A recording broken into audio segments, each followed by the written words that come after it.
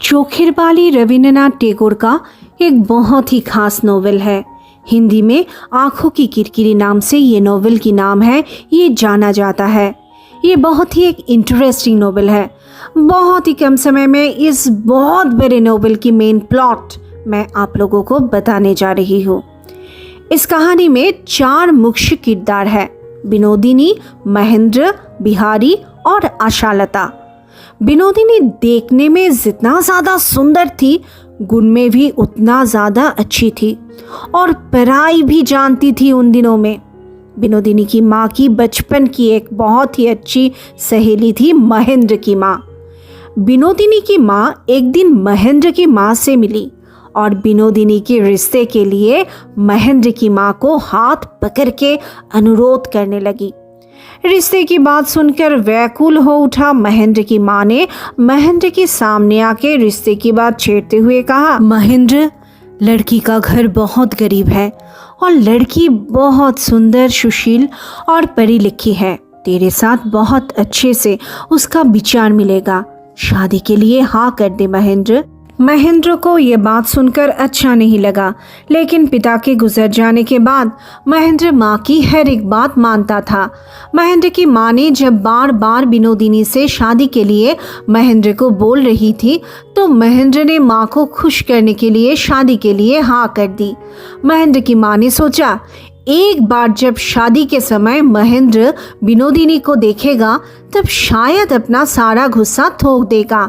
महेंद्र की माँ ने शादी के दिन भी तय कर लिया, लेकिन अचानक एक दिन क्या हुआ, शादी नज़दीक आते ही महेंद्र को अंदर से अच्छा फील नहीं हो रहा था और उसने अपने माँ से आके बोल दी कि वो ये शादी नहीं कर पाएगा। महेंद्र की एक बहुत अच्छे दोस्त था बिहारी। महेंद्र ने शादी के लिए मना करते ही महेंद्र की माँ बिहारी को विनोदिनी से शादी करने के लिए बोली, लेकिन बिहारी ने कह दिया, नहीं नहीं, महेंद्र की ठुकराई हुई लड़की से मैं शादी नहीं करूँगा। फिर माँ क्या करे? फिर महेंद्र की माँ उनके दूर के एक रिश्तेदार से विनोदिनी के शादी के लिए विनोदिनी की माता पिता को बोली। विनोदिनी के पिता के पास उतना पैसा तो था नहीं, इसीलिए इस रिश्ते को पाके उसके साथ ही विनोदिनी की शादी करा दी। लेकिन शादी के कुछ दिन बाद ही विनोदिनी विधवा हो गई। महेंद्र ये सुनकर हंसते हुए कहा, अच्छा हुआ मैंने विनोदिनी से शादी नहीं की, नहीं तो क्या पता मैं इस धरती पे टिक पाता या नहीं। महेंद्र की माँ जब जब शादी की बात महेंद्र को बोलता था, तब तब महेंद्र जवाब देता था, अरे माँ, अगर बहू आ गई तो बहू तो मुझे पूरा अपना बना लेगी। तब अगर तुम्हारे लिए मेरा प्यार कम हो जाए, इस वजह से मैं शादी नहीं करना चाहती हूँ माँ। माँ ये सुनकर बहुत ही खुश होती थी। महेंद्र की चाची की एक बहन की बेटी थी जो कि अनाथ थी। महेंद्र की चाची की मन की इच्छा थी कि महेंद्र उनके बहन के बेटी के साथ शादी करे। महेंद्र खुद शादी नहीं करना चाहता था, इसीलिए उसने बिहारी को बहुत समझाया कि बिहारी को उसके चाची की बहन के लड़की को देखने जाने के लिए। बिहारी लड़की देखने जाएगा, ये सुन के महेंद्र की चाची बहुत खुश भी हो गई। बिहारी लड़की देखने के लिए गया और उसके साथ बहुत ही सज धज के महेंद्र भी गया। लड़की जब सामने आई तो दोनों लड़की को देखते ही रह गई।